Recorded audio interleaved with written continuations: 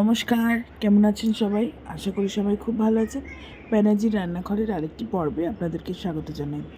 আজকে নিয়ে এসেছি বাচ্চাদের টিফিনের জন্য পাস্তা রেসিপি।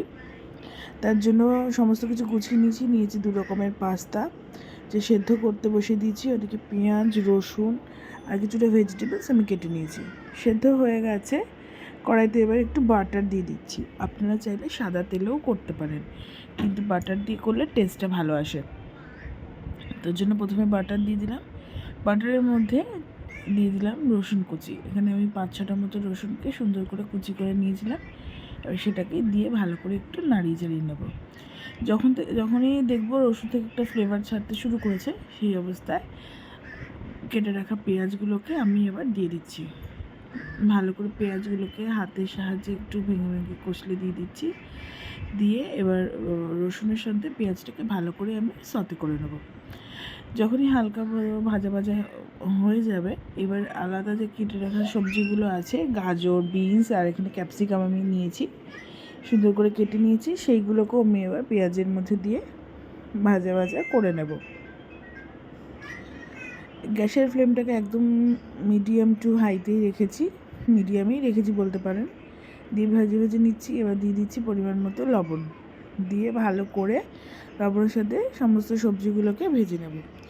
সবজিগুলো যখনই ভাজা হয়ে যাবে, দেখুন ভাজা হয়ে গেছে, এবার সেদ্ধ করে রাখা পাস্তাটা আমি দিয়ে এবার সবজির সাথে 2 মিনিটের জন্য ভালো করে ভেজে নেব। ভালো করে সবজির সাথে পাস্তাটাকে ভেজে নেব, নিয়ে এটাকে নামিয়ে রাখবো।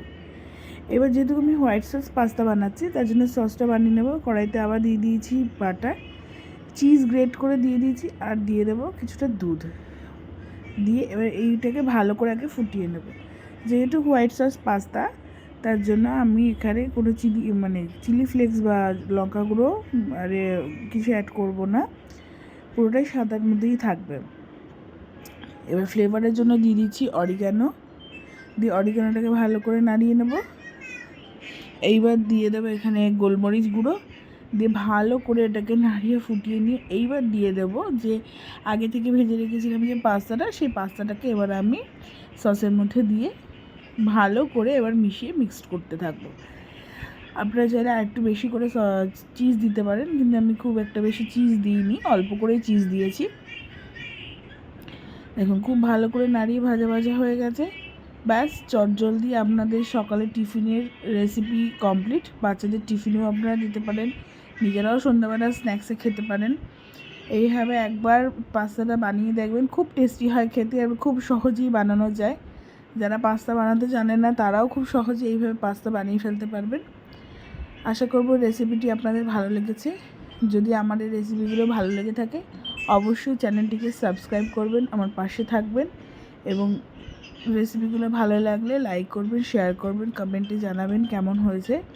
আশা করব আপনাদের এই রেসিপিগুলো আমার ভালো লাগছে। ধন্যবাদ।